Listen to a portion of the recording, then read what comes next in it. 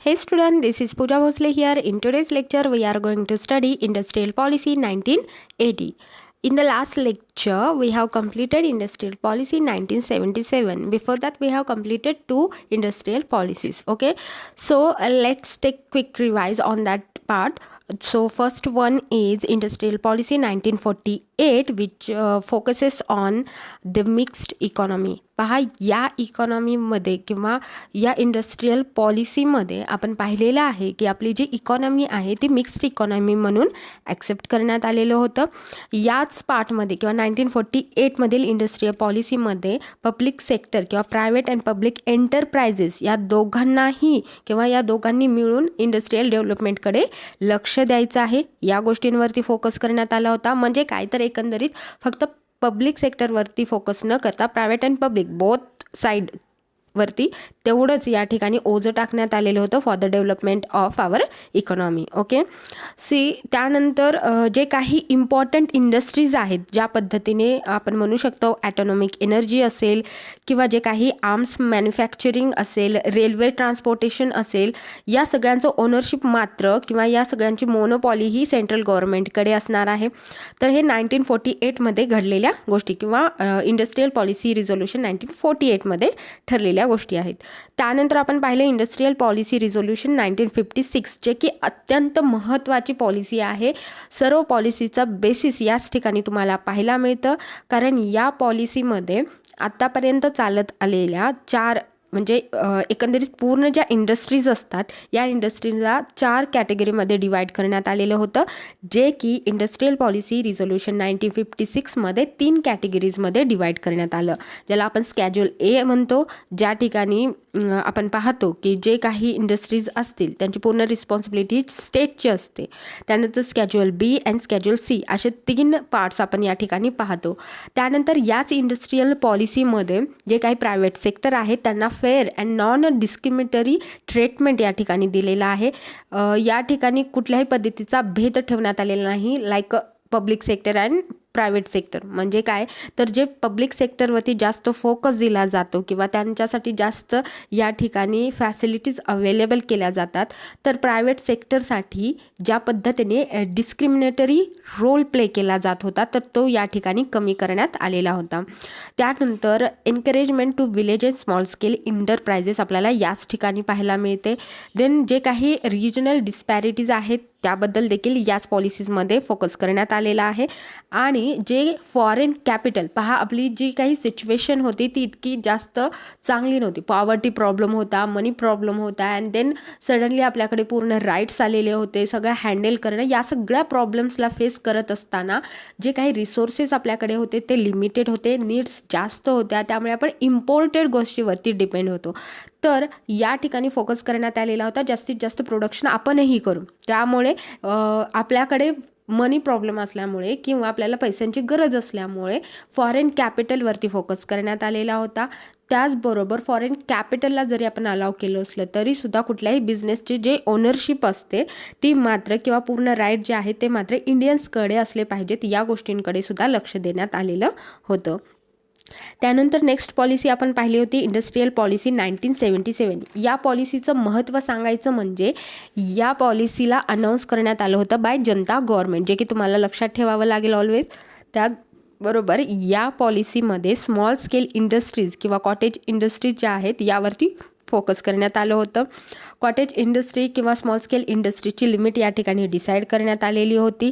त्यानंतर जे काही लार्ज स्केल बिझनेस आहेत त्यांच्याबद्दलचा या ठिकाणचा जो दृष्टिकोन होता, पहा आपल्याकडे जे इंडस्ट्रीज होत्या small scale and large scale, यामध्ये स्मॉल स्केलसाठी काही आयटम्स रिझर्व करण्यात आले होते, म्हणजे की तुम्ही याच गोष्टींचं प्रोडक्शन केलं पाहिजे किंवा करू शकता, लाईक त्या पद्धतीचे रिस्ट्रिक्शन्स म्हणण्यापेक्षा रिझर्वेशन्स त्या ठिकाणी ठेवण्यात आलेले होते.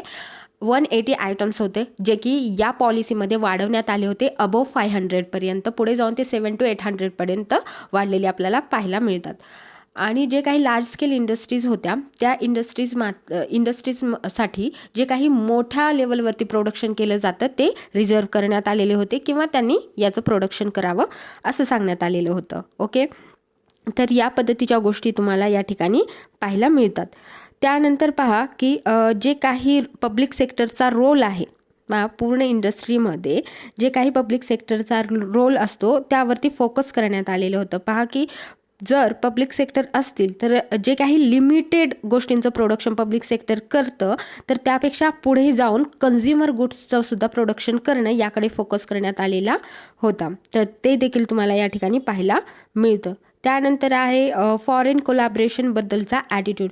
पहा, पूर्वीच्या 1956मध्ये सुद्धा सांगण्यात आलेलं होतं जी काही ओनरशिप असतील, पूर्ण राईट्स असतील ते इंडियन्सकडेच राहणार आहेत. बट या ठिकाणी 77मध्ये स्पष्टपणे असं सांगण्यात आलेलं होतं, ज्या ठिकाणी टेक्नॉलॉजीची गरज आहे तर तुम्ही टेक्नॉलॉजीच त्या ठिकाणी इम्पोर्ट करा. ओके, पूर्ण गोष्टी इम्पोर्ट करण्यापेक्षा फक्त टेक्नॉलॉजी इम्पोर्ट करा आणि प्रोडक्शन त्या जे काही रॉ मटेरियल आहे, जे काही टेक्नॉलॉजी आहे, जे काही बेसिस आहे तो तुम्ही इम्पोर्ट करा आणि प्रोडक्शन मात्र आपल्याच देशामध्ये करा. या पद्धतीच्या गोष्टी या ठिकाणी पाहायला मिळतात. जे काही सिक युनिट्स आहेत त्याबद्दल सुद्धा या ठिकाणी खूप काही प्रयत्न करण्यात आलेले आहेत. त्यानंतर नेक्स्ट पॉलिसी आज आपण पाहणार आहोत ती म्हणजे इंडस्ट्रियल पॉलिसी 1980. तर याचे फीचर्स काय आहेत बघू. Number 1, revitalisation of public sector. या पॉलिसीमध्ये बेसिकली करण्यात काय आलेलं आहे पहा. The 1980 statement accepted that there has been and erosion of faith in public sector in recent years. या पद्धतीने आपल्याला एक गोष्ट लक्षात येते की आत्तापर्यंत जी फेथ असते पब्लिक सेक्टरमधील लोकांची ती कमी झालेली होती, तर ती परत मिळवण्याचं काम या पॉलिसीपासून करण्यात आलेलं आहे.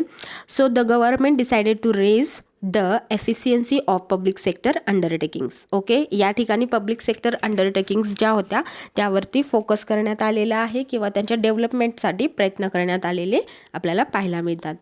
Then next one is economic federalism.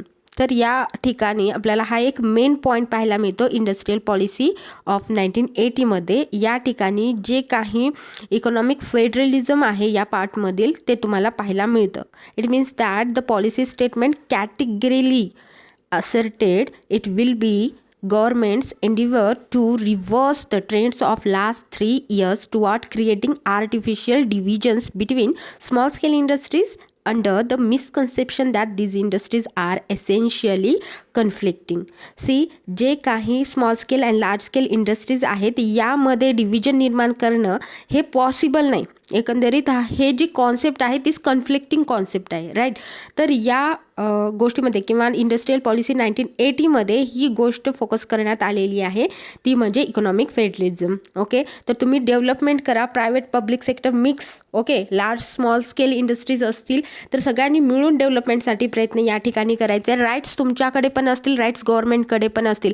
या ठिकाणी फेडरलिझम टाईप तुम्ही इकॉनॉमिक फेडरलिझम टाईप या ठिकाणी डेव्हलपमेंटचा किंवा इंडस्ट्रीज डेव्हलप करण्याचा, इम्प्रूव्ह करण्याचा प्रयत्न या ठिकाणी केला जाणार होता. ओके, आणि याबद्दल या ठिकाणी विचार करण्यात आलेला आहे किंवा हे पॉईंट या ठिकाणी कन्सिडर करण्यात आलेले आहेत. त्यानंतर रिडिफायनिंग द स्मॉल युनिट्स. ओके, तर जे मी सांगितलेलं आहे तुम्हाला की जी लिमिट 1977मध्ये डिसाईड करण्यात आली होती स्मॉल स्केल किंवा कॉटेज इंडस्ट्रीज, टायनी इंडस्ट्रीजसाठी, तर ती या ठिकाणी इन्क्रीज करण्यात आलेली होती. फॉर एक्झाम्पल टायनी युनिट्ससाठी जी लिमिट होती इन्व्हेस्टमेंटची 1 लाख ती 2 लाख करण्यात आलेली होती. पाहिले आपण 1 लाख करण्यात आली होती 1977मध्ये, ती पुढे जाऊन 2 लाखपर्यंत वाढवण्यात आली. त्यानंतर स्मॉल स्केल युनिट्ससाठी जी लिमिट होती इन्व्हेस्टमेंटची लिमिट, तर ती इन्व्हेस्टमेंटची लिमिट 10 लाखापासून 20 लाखापर्यंत करण्यात आली. त्यानंतर जे काही ॲन्सिलरीज इंडस्ट्रीज असतात त्यांची लिमिट 15 लाखावरून 25 लाखापर्यंत करण्यात आलेली होती. तर या पद्धतीचा बदल इंडस्ट्रियल पॉलिसी 1980मध्ये करण्यात आलेला आहे. हे पॉईंट स्टडी करत असताना एक गोष्ट लक्षात येते की जो 1956चा मोटो होता किंवा 1956चे जे फीचर्स आहेत त्या पुढील हे फीचर्स आहेत, म्हणजे त्याला धरूनच या पद्धतीची पॉलिसी या ठिकाणी आणण्यात आलेली आहे. त्यानंतर नेक्स्ट आहे promotion of rural industries. Rural इंडस्ट्रीजच्या प्रमोशनसाठी प्रयत्न या इंडस्ट्रियल पॉलिसीमध्ये करण्यात आलेला आहे. To generate higher employment and higher per capita income for the purpose handloom, handicraft, khadi would receive greater attention. Okay, त्यानंतर नेक्स्ट आहे removal of a regional imbalance. जे काही रिजनल इम्बॅलन्स आहे रूरल सेक्टर अँड अर्बन सेक्टरमधील जो imbalance आपल्याला पाहायला मिळतो तो या ठिकाणी कमी करण्यात आलेला आहे. जे काही बॅकवर्ड एरियाज आहेत त्या एरियाजमध्ये जास्तीत जास्त इंडस्ट्रीज त्या ठिकाणी इस्टॅब्लिश करणे, तिथल्या लोकांना एम्प्लॉयमेंट प्रोव्हाइड करणे, या गोष्टींकडे या इंडस्ट्रियल पॉलिसीमध्ये विचार करण्यात आलेला आहे. त्यानंतर इंडस्ट्रियल सिकनेस जो प्रॉब्लेम आहे तो प्रॉब्लेम कशामुळे आणि तो सॉल्व्ह करण्यासाठी कुठले या ठिकाणी स्टेप्स घेतले पाहिजेत याबद्दल याच पॉलिसीमध्ये विचार करण्यात आलेला आहे. ज्यामध्ये आपण पाहूया, management of sick units would be taken over only in exceptional cases on grounds of public interest where other means for their revival are not feasible. Okay, then sick units with adequate potential for revival would be encouraged to merge with healthy units. Okay, हे तर आजही आपण पाहतो की जिथं जिथं problem आहे किंवा जे युनिट्स आपल्याला असं वाटतात की त्या ठिकाणी कोलॅप्स होऊ शकतात, तर त्यांना जे काही त्या ठिकाणी स्ट्रॉंग युनिट्स आहेत त्यामध्ये मर्ज केलं जातं. ओके, तर हे देखील तुम्हाला या ठिकाणी पाहायला मिळतं. त्यानंतर नेक्स्ट वन आहे regulation of unauthorised excess capacity. जी काही अनऑथोराइज्ड एक्सेस कॅपॅसिटी आहे ती या ठिकाणी रेग्युलेट करण्याचा प्रयत्न करण्यात आलेला आहे. फॉर एक्झाम्पल पहा की काही इंडस्ट्रीची कॅपॅसिटी जिथंपर्यंत प्रोडक्शन करण्यासाठी त्यांनी त्या ठिकाणी लायसन्स घेतला आहे त्यापेक्षा जास्त तिकडे प्रोडक्शन केलं जात असेल तर त्यांना रेग्युलराईज करण्याचं काम या ठिकाणी करण्यात आलेलं आहे. म्हणजे आहे त्यापेक्षा जास्त कॅपॅसिटी जिथं यूज केली जात आहे त्या ठिकाणी. It was stated that FERA and MRDP companies were to be considered on selective basis. Okay, त्यानंतर आपण पाहू शकतो की the industrial policy 1980 claimed to follow a pragmatic approach and emphasized measures for increasing industrial production, but ignored regarding policy measures to reduce concentration of economic power in private sector and other problems. Okay, या ठिकाणी सर्व गोष्टींवरती focus करण्यात आलेला आहे. प्रॅग्मॅटिक approach या ठिकाणी use करण्यात आलेला आहे. या ठिकाणी इम्प्लिमेंटेशन जे काही केलेलं आहे ते सगळं प्रॅग्मॅटिक अप्रोचने केलेलं आहे. बट या ठिकाणी बेसिकली या ठिकाणी कुठल्या गोष्टींवरती फोकस नाही करण्यात आलेला किंवा कुठल्या गोष्टी विसरल्या गेल्या आहेत त्या म्हणजे की जे काही इकॉनॉमिक पॉवरचं कॉन्सन्ट्रेशन होत आहे तर ते कमी करण्यासाठी कुठलाही प्रयत्न या ठिकाणी केला गेला नाही या इंडस्ट्रियल पॉलिसीमध्ये, जे की त्या काळामध्ये जास्तीत जास्त पाहण्यात येत होता. त्यानंतर the industrial policy 1980 favoured a more capital intensive pattern of development and thus it attempted various measures of liberalisation for helping the large sector. या ठिकाणी जे काही लिबरलाइज्ड पॉलिसीज यूज करण्यात आल्या होत्या त्या सर्व काही लार्ज सेक्टरसाठीच होत्या किंवा या ठिकाणी एक पद्धतीने ज्या लोकांकडे जास्त पैसा आहे किंवा ज्या लोकांकडे इंडस्ट्रीज जास्त आहेत त्यांच्याकडे इकॉनॉमीचं कॉन्सन्ट्रेशन होत आहे या गोष्टीकडे कुठलाही फोकस करण्यात आलेला नव्हता किंवा ते कमी करण्यासाठी कुठलाही प्रयत्न करण्यात आलेला नव्हता असं आपल्याला या इंडस्ट्रियल पॉलिसीमध्ये पाहायला मिळतं.